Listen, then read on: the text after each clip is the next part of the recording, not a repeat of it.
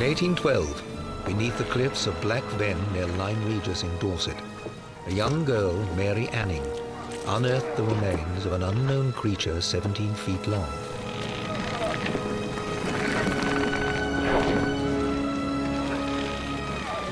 Buried within the rock, waiting to be chiseled out, was a backbone of 60 vertebrae, a long tail, and a 4-foot skull with sharp teeth. It was the first complete prehistoric skeleton ever found in Britain.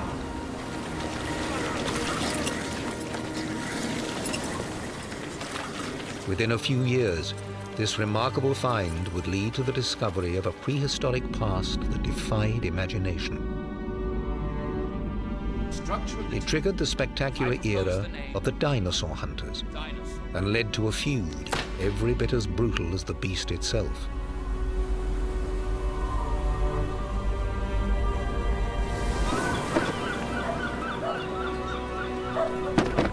Mary Anning's landlord purchased the skeleton for £23, enough to keep the family for 6 months, and then sent it on by wagon to William Bullock's private Museum of Natural History in London.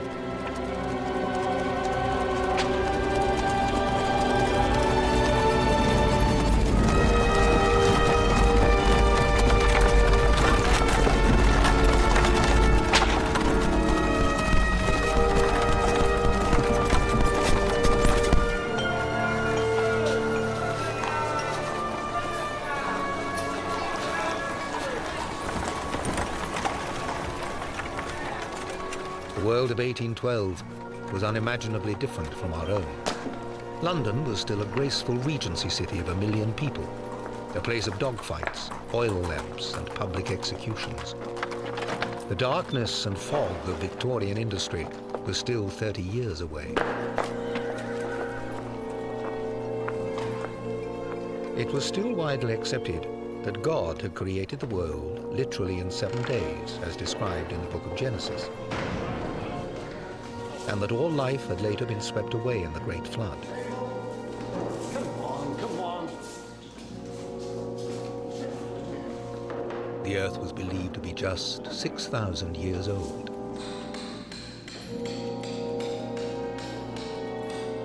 The idea of prehistoric life was inconceivable, and the word dinosaur did not yet exist. The find on the beach at Lyme Regis would eventually be named Ichthyosaurus, fish lizard.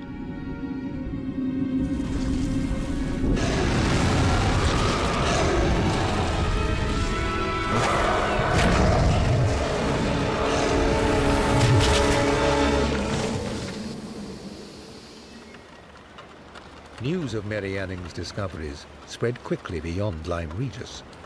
Among the most curious was the Reverend William Buckland, an Oxford Don with a passion for what he called undergroundology, the brand new science of geology.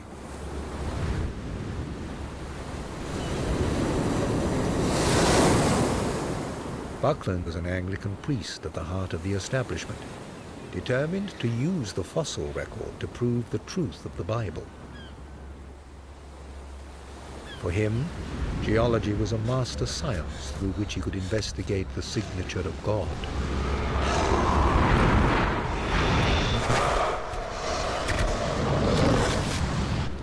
The layers of rock beneath his feet held the secrets of prehistory. Locked within them were the clues to an ancient ocean, with more lizards waiting to be discovered.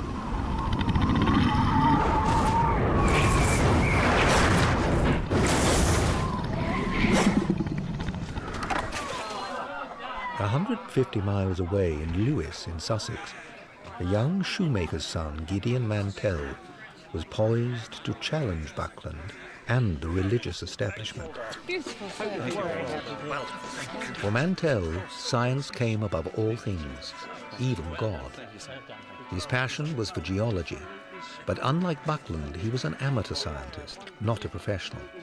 And to break into the elite world of Britain's scientific establishment would not be easy.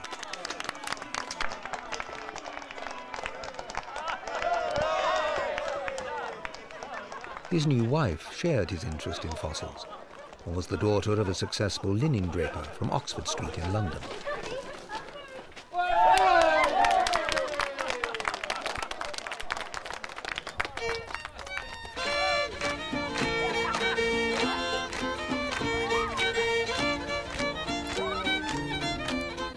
Mantel's religion, education and family all counted against him. He was an outsider, the son of a Methodist who had supported the French Revolution. Because he came from a radical family, he had been barred from grammar school and had not gone to university. To earn a living, he was apprenticed to a local surgeon and had now qualified as a doctor. The bride and groom.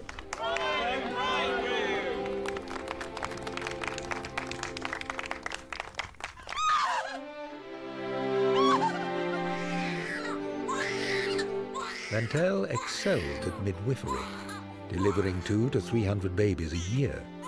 At a time when the average mortality rate for women was as high as 1 in 30, Mantel had only 2 deaths in over 2,000 births during 15 years.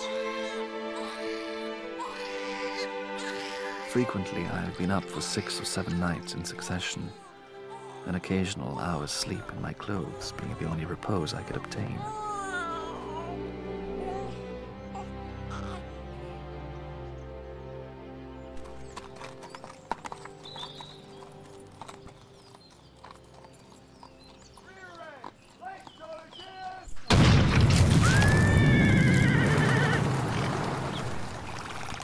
The extreme demands of his medical practice meant that his geological studies had to be snatched whenever he had the opportunity. Whiteman's Green quarry near Cuckfield in Sussex had been mined for the last 25 years, supplying most of the stone for the roads of Brighton.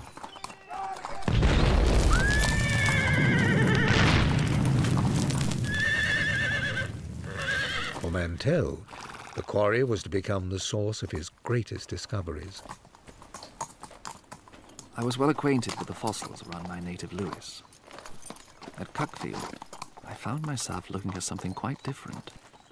Fragments of bone. The bones of a giant. You there? Is that you there? In God's name.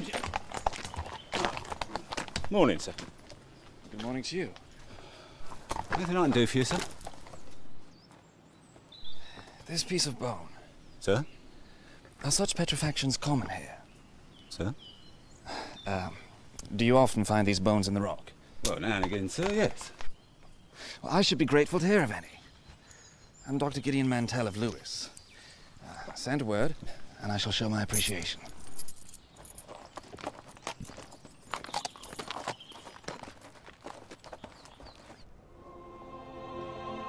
While Mantel struggled to combine his work with his love of geology, other researchers into the Earth and its secrets were more fortunately placed. In 1819, a new post of Reader in Geology was established at Oxford.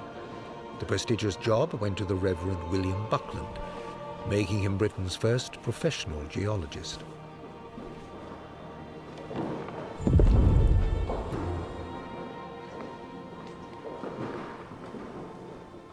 In this place, it belongs peculiarly to the excellent course of studies that we pursue, to unite the highest attainments of abstract science and literature with the much more important purposes of religious truth.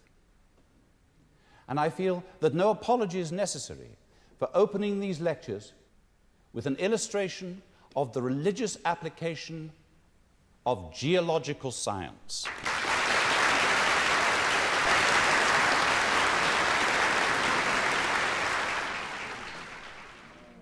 If geology is permitted to serve as the handmaid of religion, I see no reason why evil should be expected. There will be no opposition between the works and the Word of God. Buckland was determined to make geology fit Scripture. But Oxford's Ashmolean Museum contained a secret that troubled him. the remains of what was thought to be a long-extinct human giant, the Stonesfield beast. He invited over from Paris the World Authority on Natural History. Now, Monsieur le Professeur, Maintenant, monsieur le professeur, we have something of a mystery. nous avons plus ou moins un mystère. Georges Cuvier, one of the greatest intellects of his time, held such high status that his pronouncements were considered gospel. These remains were found in the slate quarry at Stonesfield. They indicate a creature of prodigious size. They cannot be attributed to any of the existing orders of mammals. Bien sûr. Of course. We find ourselves at a loss. Nous ne savons que dire.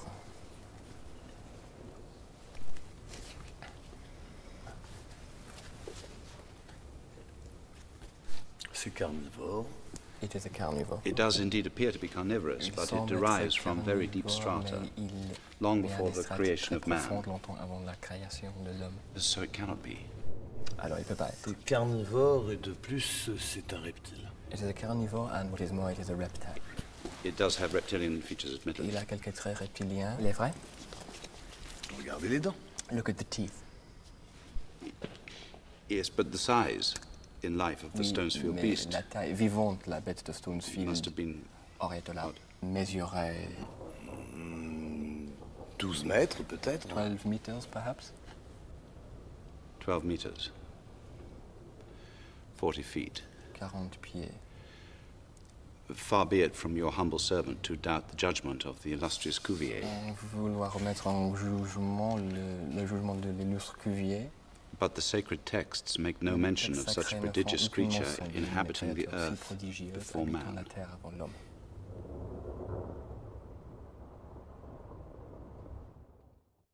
Discover the past with exclusive ancient history documentaries and ad-free podcasts presented by world-renowned historians from History Hit. Watch them on your smart TV or on the go with your mobile device. Download the app now to explore everything from the wonders of Pompeii to the rebellion of Boudica and the mysteries of prehistoric Scotland. Immerse yourself in the captivating stories of this remarkable era by signing up via the link in the description. As to publishing the Stonesfield beast, I feel it is premature. We only have very limited remains at the moment. Also, I'm concentrating my efforts investigating the geological evidence for the Great Flood. Le déluge. The sacred texts were far more of a problem for Buckland than they were for Cuvier. The French had liberated themselves from God through revolution, making France the most free-thinking country in Europe. But England was dominated by the Church and wary of new ideas that questioned old assumptions.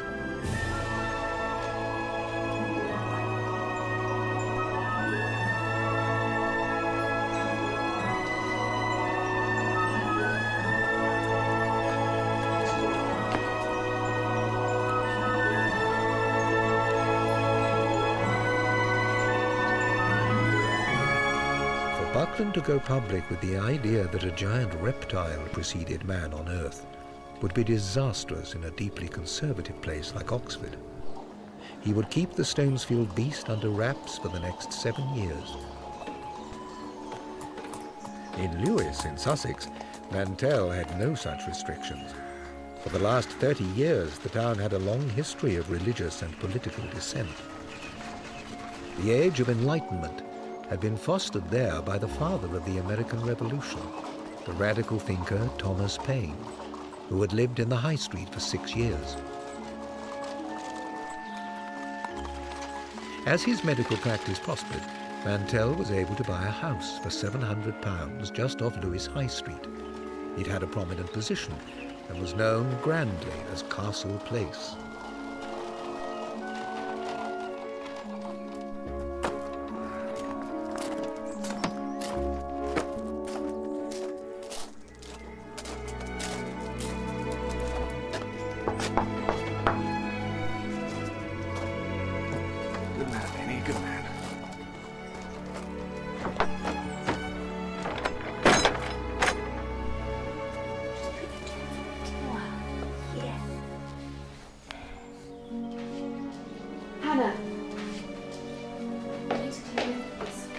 Make some space on the table. Be very careful.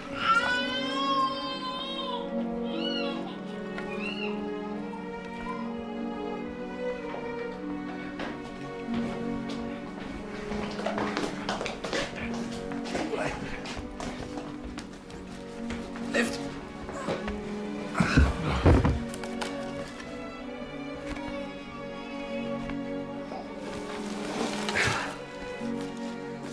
Vertebrae, some teeth. Many thanks to you. Thank you, Dr. Mantel.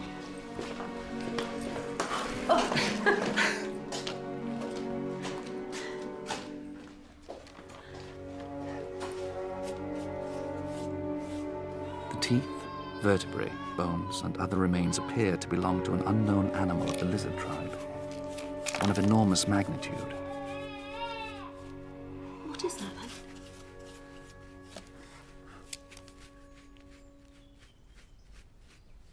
I began to think the unthinkable. That very large creatures had once inhabited the earth long before man. An idea that seemed to fly in the face of the Bible.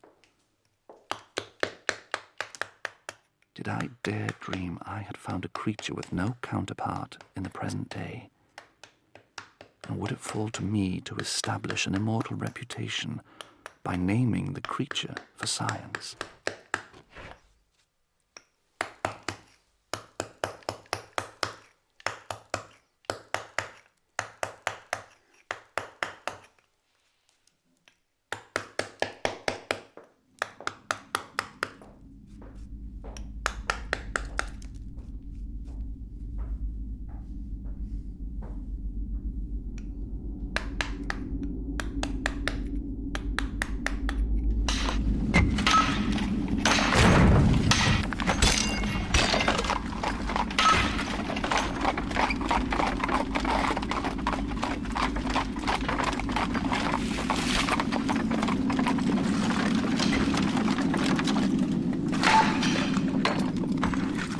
Inspired by the new discovery, the Mantel family began a series of excursions to the quarry at Whiteman's Green.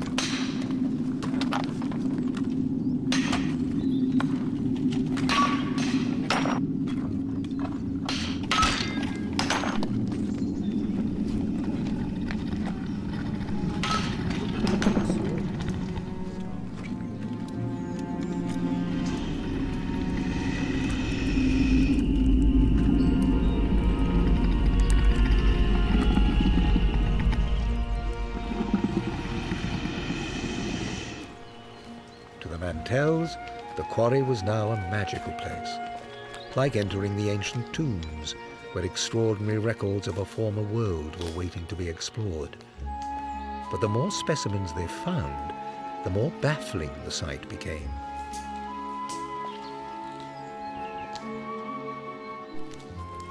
Oh, no, Mum, you've missed it. It's... let me show you.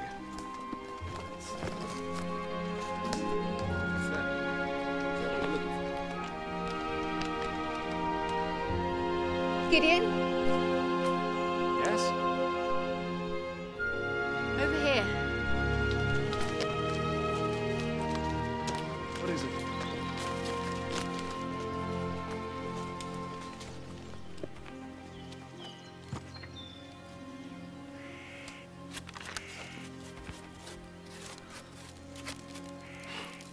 This is a tree trunk. I have never seen such a tree. Oh, have I, Mary? In these parts? But if this is a tree, Yes, then surely it must have grown on dry land. you're quite right. But I thought the bones came from an ichthyosaur. As indeed did I, my dear. As indeed did I. The ichthyosaur was a sea creature, but these were clearly land plants. Mary made drawings of the plants, and Mantel took the 6-hour coach to London. In Hackney, he found Lodge's greenhouse, one of the few palm merchants in Georgian Britain. Can I be of assistance, sir? Mr. Loddage. At your service, sir. Gideon Mantel of Lewis. Do you have any species which resemble the plants in these sketches? Where were these plants seen, may I ask? Sussex. In a quarry, Mr. Loddage. They are fossils. By the method of analogy, I wish to try to determine their nature by finding their modern equivalents. Well, sir, we have nothing precisely matching, but it bears a resemblance to our modern species of Dixonia, an arborescent tree fern. Yes. Rough surface, lozenge-shaped bases of the fronds. Where are these native? New South Wales, sir. A long way from Sussex. A long way indeed. This one is new to me. If you follow me, I've got a plant of similar quality. Ah, here we are. An extraordinary question was forming in my mind. Could the South Downs of England once have had a tropical climate, populated by giant ferns and a huge creature whose bones I had discovered?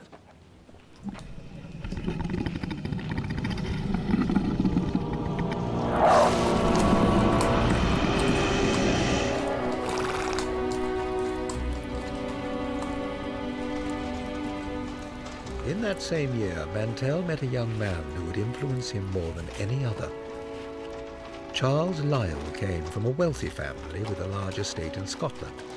He had studied classics at Oxford and was about to enter a career in law, but he had developed a passion for geology. He was to become Mantel's key collaborator and a crucial ally. Sir, Mr. Gideon Mantel. your servant? Charles Lyell of Berkeley Lodge, Hampshire. Do you require my professional services, Mr. Lyell? No, I sorry for the intrusion at this late hour. I was hoping to discuss geology with you. Geology? Come in, sir, come in. Who directed you to me? I have precious few fellow enthusiasts in Lewis. I was at a quarry examining the exposed strata. When I questioned the quarryman, they said there's a devilish clever doctor in Lewis, comes here for bones, takes them and grinds them up for medicine. Come this way, sir. We have much to discuss.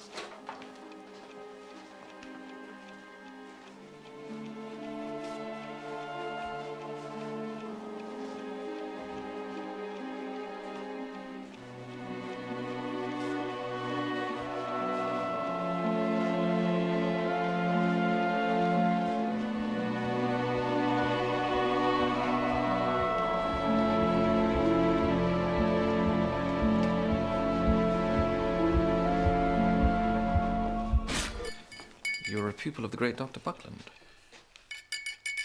Not quite a pupil. I read for the bar. But geology is my passion. Dr. Buckland's lectures have guided my researches. You're fortunate to enjoy the resources of the university. Here in the provinces, a philosophical inquirer must find his own lonely path. But it's the landscape itself which instructs us. Travelling on the continent, I've seen the work of glaciers in the Alps and in Italy. You're fortunate indeed, Mr. Lyell. You have a geological world at your fingertips here, Mr. Mantel. Freshwater mollusks, land plants, animal remains. All from the one site, the quarry near Cuckfield. So these plants and animals coexisted in life? Yes. I'm going to strain your credulity, Lyell. Ah, challenge. I took these teeth to Mr. Clift at the Hunterian Museum. Now, we appear to be looking at a form of monitor lizard, but comparing the limb bones, a lizard bigger than an elephant. The Stonesfield beast? Sir? Dr. Buckland has similar remains in the Ashmolean Museum. Cuvier himself saw him a couple of years ago. Cuvier? He envisages a reptile 40 feet long. These great men engaged. My puny provincial efforts count for nothing. No, you've got excellent specimens here. You've done good work. But will Dr. Buckland publish and name the beast for science? He's reluctant to do so. Dr. Buckland's preoccupied by seeking evidences of the biblical flood. Would you publish? I hope to, but Dr. Buckland clearly has priority. Well, when he knows you're in the field, Mantel, he may finally exercise it.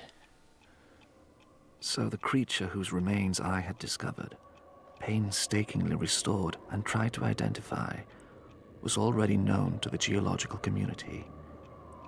It would not bear my name and establish my reputation as a man of science.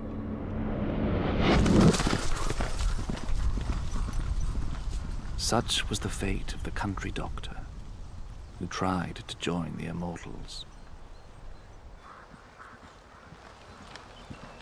As Mr. Lyle intended to proceed to Brighton, and thence along the coast to Bognor, I accompanied him on horseback to Ditchling Beacon to show him the general features of the country. He was quite enchanted with the magnificent view from that elevated spot. We parted at that place, Mr. Lyle taking the road to Patcham. If I had lost the prospect of fame, I had found a new friend and colleague, and I had my first book in preparation.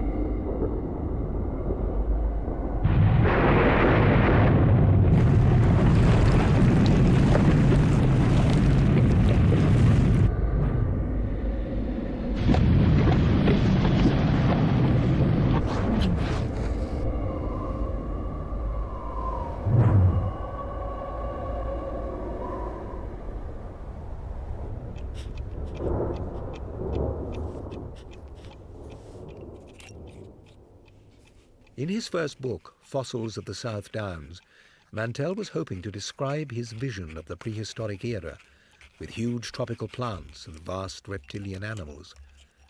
Mary assisted him with drawings of his finds, and patiently began to master the art of scientific illustration.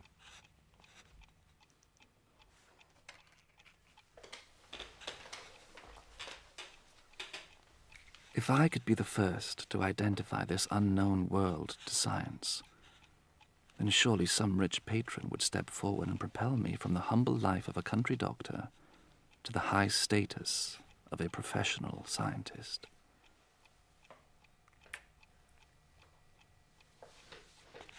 The carelessly rich could place us so easily among the first circles. Oh, and these.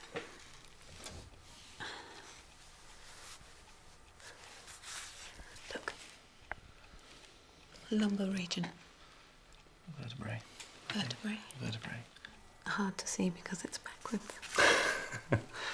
Yes.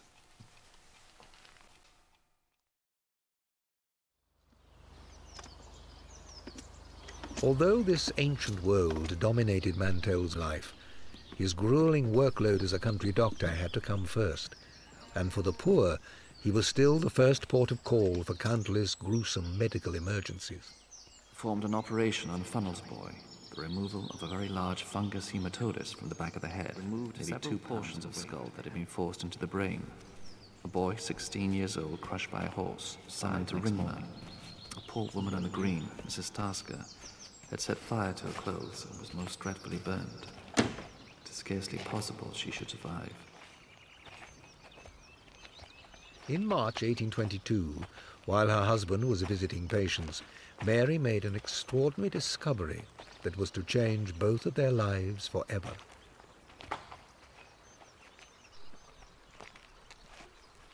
Mary had found a giant tooth that was unlike any of the other teeth I'd found.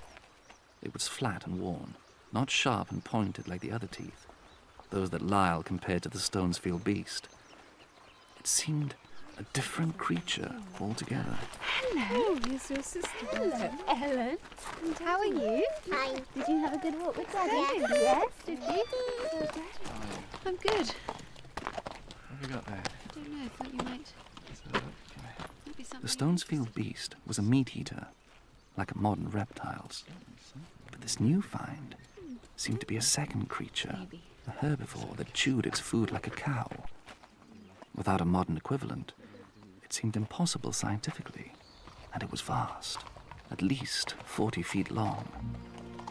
How could a heart pump blood round a creature that large? How could muscles support such a vast frame? And what could it have fed on to support several tons of flesh?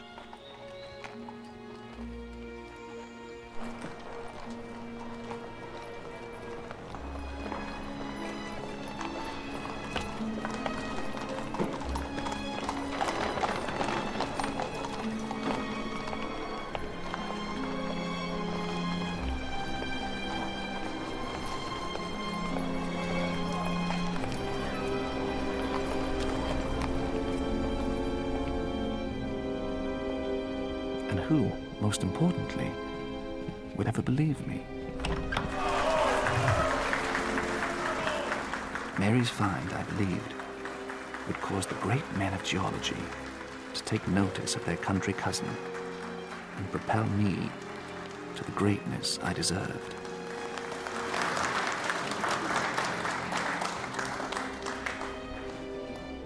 We've heard some erudite and absorbing papers this evening. The Geological Society's main business is concluded. Are there any further communications before we adjourn for refreshment? Gideon Mantel of Lewis. You have the floor, sir. I beg the Society's indulgence. I wish to lay before you some recently discovered fossils which, I believe, suggest a type of reptile previously unreported. A reptile of astounding dimensions. These fossil teeth were found in deep secondary strata, and therefore cannot be from mammals. Mr. Mantel. Thank you, Mr. Mantel. Indeed, aspects of their form suggest they must be reptilian in origin. Furthermore, the ridges on the worn-out teeth show they belong to a herbivore.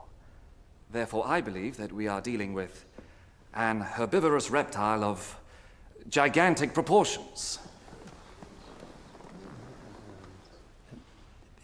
Reptiles. This goes against the method of analogies laid down by Cuvier. I realize the difficulties. My dear sir, this tooth is clearly from a mammal. But a recent one, I would say. But as I said, sir, it was found in the secondary strata. You attribute the Weald to the secondary epoch, Mr. Mantel, but it is not sufficiently deep for that. I'm extremely familiar with the strata concerned.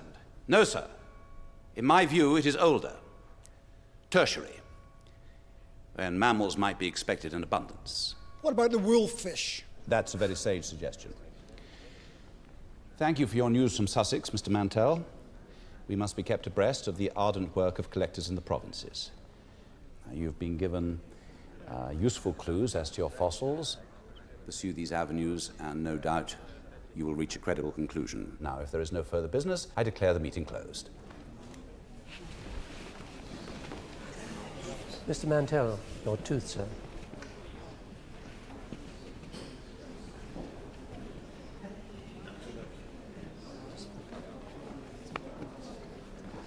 So not only do I not know my fossils, I am ignorant of my strata.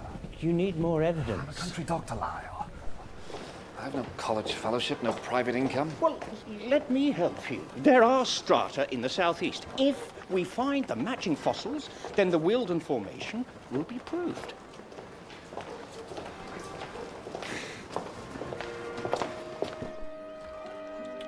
The secondary strata they were searching for was filled with fossils. Below it was the Earth's crust, and above it was the more recent tertiary strata of gravel, sand, and clay.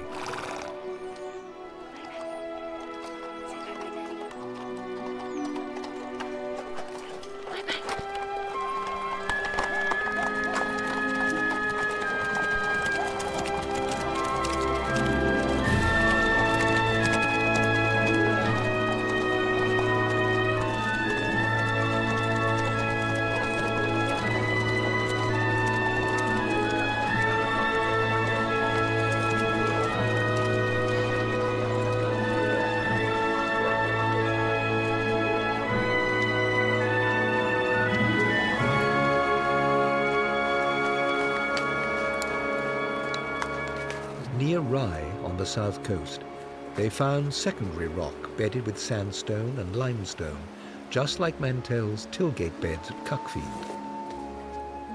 Mantel! They also found something else, a tooth, identical to the one Mary found at Cuckfield.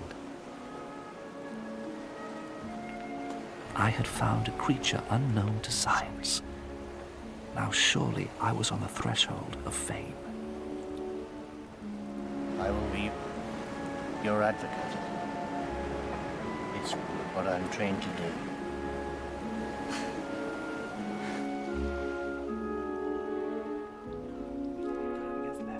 Mantel finally completed his first book, Fossils of the South Downs, in 1822. But although he had a publisher, he had to pay the entire printing costs himself.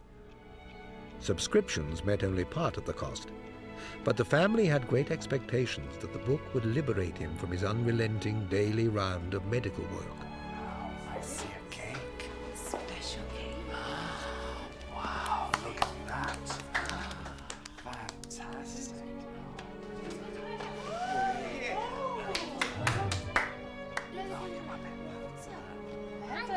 Should we go eat it? Who wants some cake?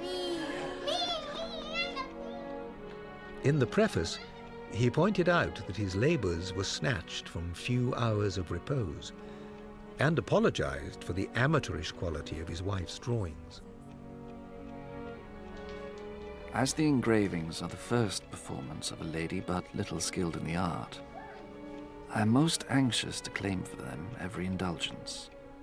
I am well aware that the partiality of a husband may render me insensible to their defects, but although they may be destitute of that neatness and uniformity which...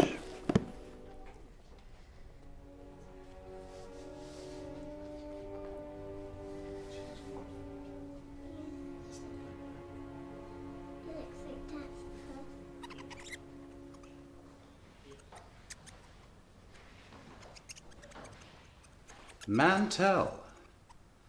Do I know him? The surgeon from Lewis, Dr. Buckland. Oh, yes. Mistook a rhinoceros for a herbivorous reptile. Which college was he at? He did not study at the university. Really? Have you seen my guinea pigs? No. Not recently, sir. No. Enchanting creatures. Mantel is a very competent geologist. Well, these local amateurs have their part to play. He has some excellent specimens, some of which are remarkably similar to your Stonesfield beast. I myself am about to publish my definitive account of the Stonesfield beast. Perhaps we should pay your friend a visit. Oh, I'm sure he would be honoured.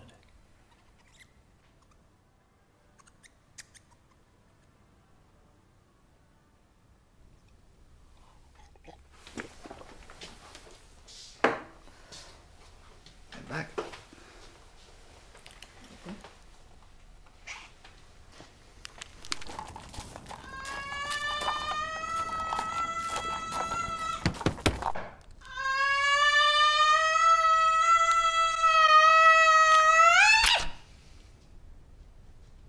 Does he keep a menagerie? No, Doctor.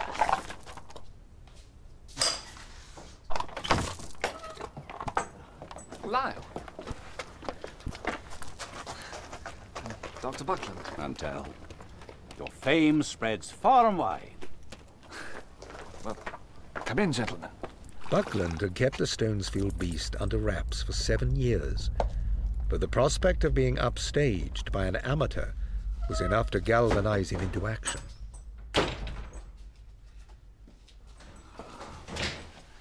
Oh, splendid, splendid. To what precisely do I owe the pleasure, gentlemen? I feel that it's time, high time, that my lengthy researches and still lengthier cogitations into the subject of the Stonesfield beast are unveiled to an expectant world. I see. Now, I understand from Lyle, and of course from your own estimable writings, that you have an extensive collection of the remains that I intend interpreting for science. Mantel has better fossils than we have at Oxford, Doctor. Capital. Capital. Well, then, of course, Mantel, you must show them to me. In the interests of scholarship. We are all equal citizens in the Republic of Learning. Of course. You will, of course, receive all due credit for your contribution.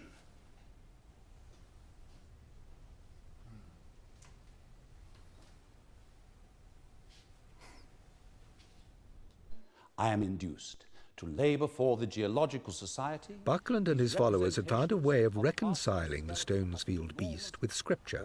It could be seen as the Leviathan of the Old Testament, the all-powerful beast that God created to challenge Satan.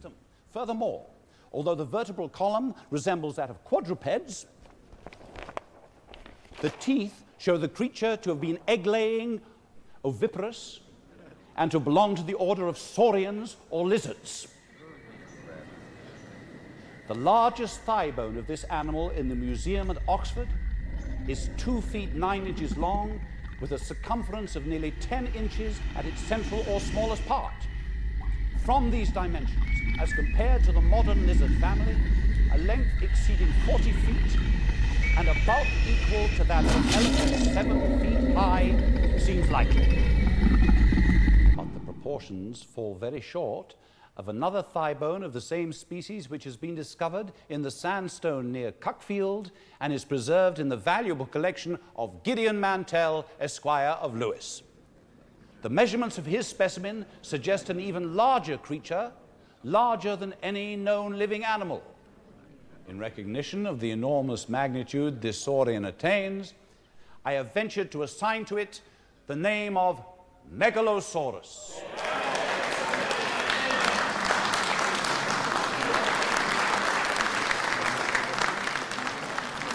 So Dr. Buckland of the University of Oxford named the beast and rode to immortality on its back. Gentlemen, are there any other matters?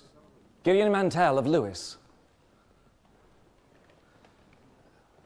Some time ago I brought to the Society's attention evidence for an herbivorous lizard of a magnitude probably exceeding that of the Megalosaurus that Dr. Buckland has so ably described.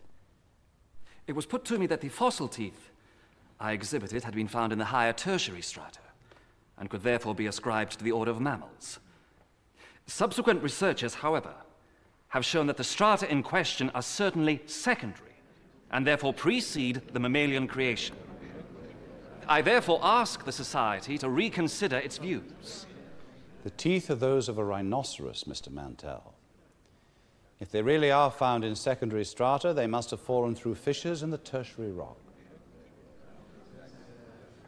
And the country doctor was kept in his place for the second time, in a footnote of the annals of science.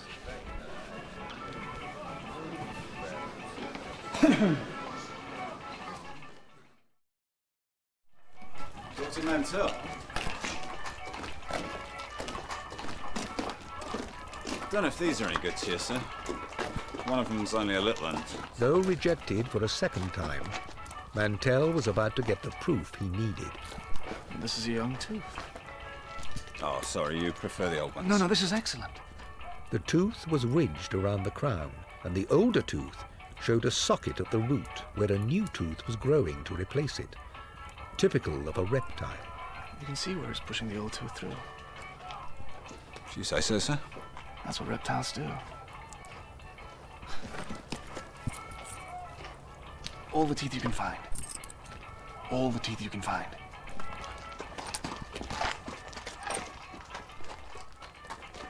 Over the months, I collected an entire series of teeth, from a perfect young tooth to a bony stump worn away by chewing. Rejected by my peers, I decided to go higher and sent a parcel to the great Baron Cuvier in Paris, Europe's leading expert on ancient mammals.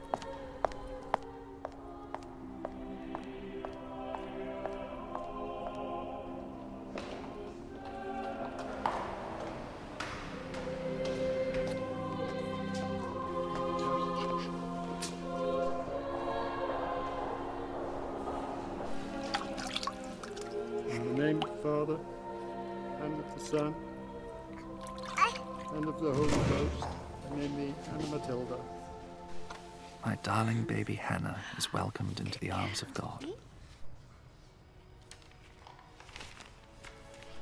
Cher Baron, these teeth have not been discovered in any other part of England, and our comparative anatomists have not been able to afford me any information respecting them. I have therefore been most anxious to place them in your hands, confident that they will be fully investigated. I have collected a most interesting series, displaying every gradation of form.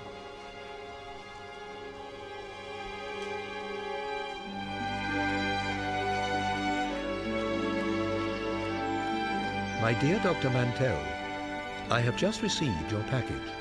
I have studied the specimens you sent me, and certainly I have never seen teeth like these before. They are not from a carnivore. Indeed, I believe they are from the order of reptiles. Might we not have here a new animal, an herbivorous reptile?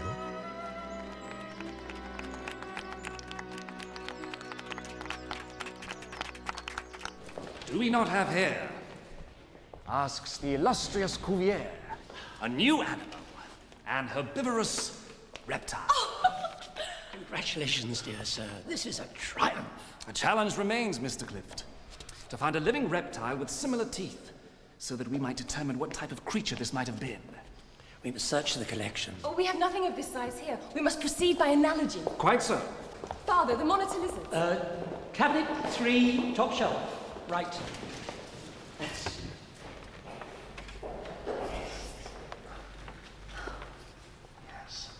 Perhaps. The Hunterian Museum was London's foremost anatomical collection.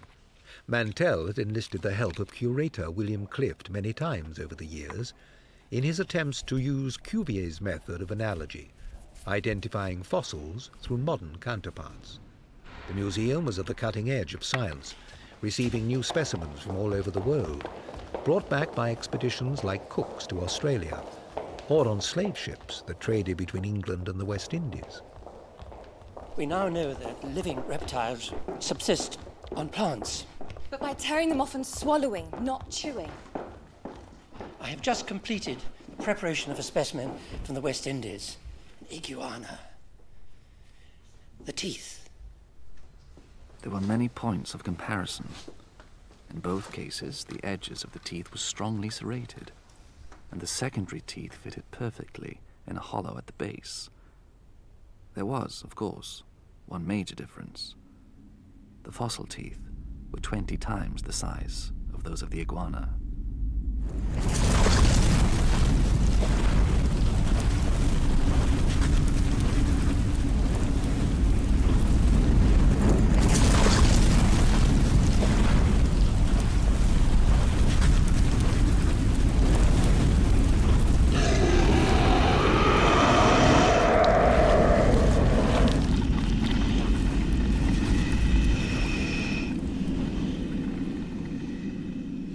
Snubbed twice at the Geological Society, Mantel took his new findings to the Royal Society, England's most prestigious intellectual forum.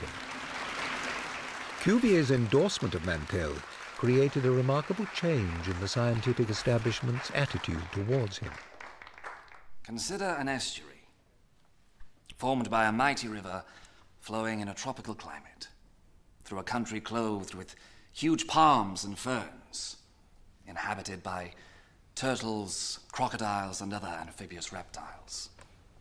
The largest among them is a giant creature of the lizard tribe, 3 or 4 times as large as the largest crocodile, with jaws and incisor teeth equal in size to that of the rhinoceros, and crested with horns. Because of the resemblance of the fossil teeth to our modern iguana, I have named the beast Iguanodon.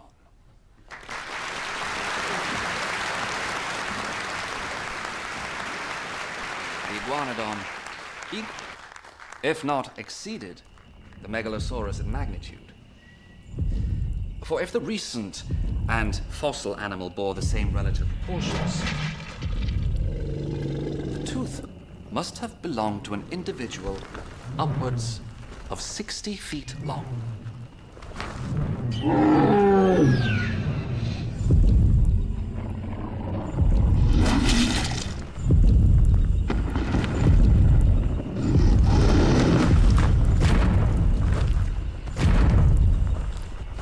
All his hunches had been right.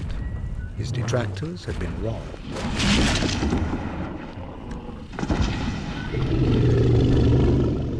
I I shall ride on the back of my Iguanodon into the Temple of Immortality. Dr. Mantel. Mantel had fought for recognition for 10 years. With masterly insight, he had established his supremacy as the discoverer of the prehistoric world, and all the while working as a country doctor. At last, I had the blue ribbon of science. It was with no small degree of pleasure that I placed my name in the charter book, which contained those of Sir Christopher Wren, Sir Isaac Newton, and other great men of science.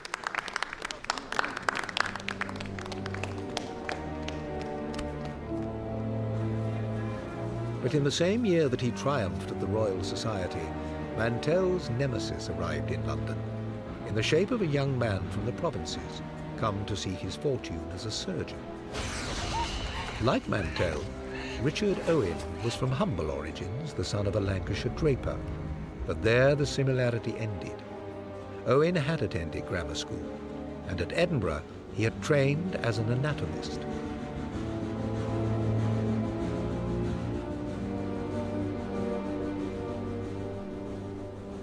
"15 years Mantel's junior, Owen was fiercely ambitious. Armed with impeccable letters of introduction, he quickly became assistant to William Clift at the Hunterian Museum, placing himself at the heart of London's medical elite.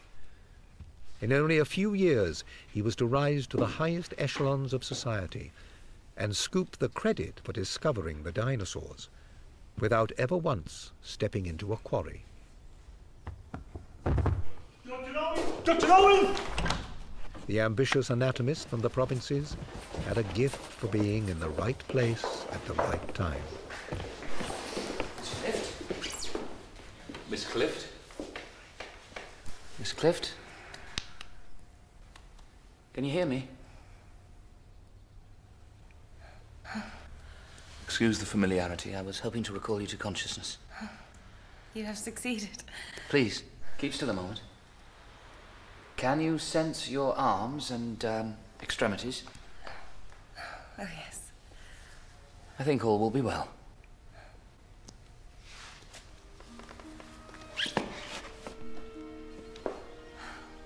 Thank you. They were engaged within the year. He was now connected to one of London's foremost scientific families. He soon became Clift's chief assistant at the Hunterian, and his obvious successor.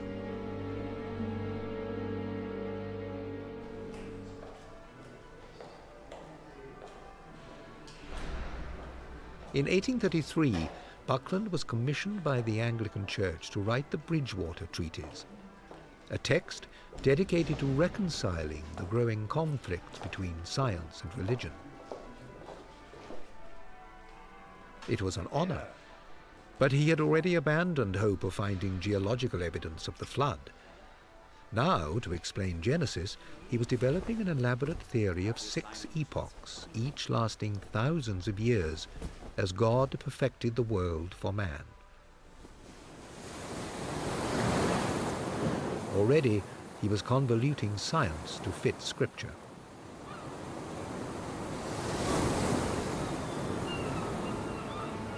It was a study that would eventually send him mad.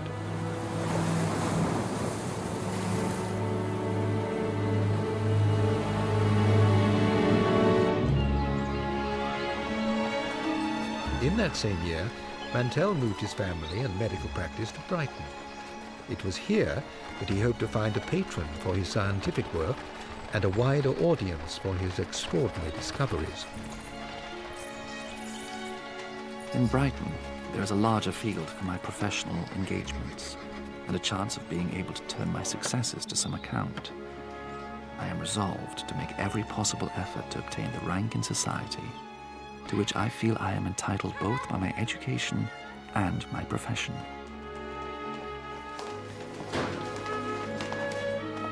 But within 6 years, he would fail in his profession, suffer the loss of his precious collections, and face the ruin of his domestic happiness. Owen's rise to power would continue. There would be glory and royal patronage. He would name the dinosaurs and found London's Natural History Museum before his final catastrophic fall from grace. As the dinosaur hunters moved into the Victorian world of commerce and empire, each one would be destroyed by their obsession.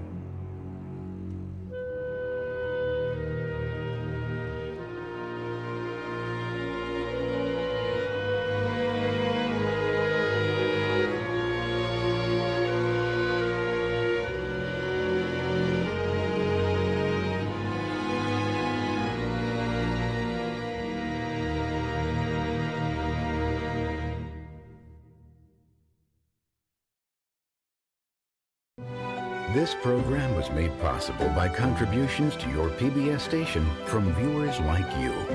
Thank you.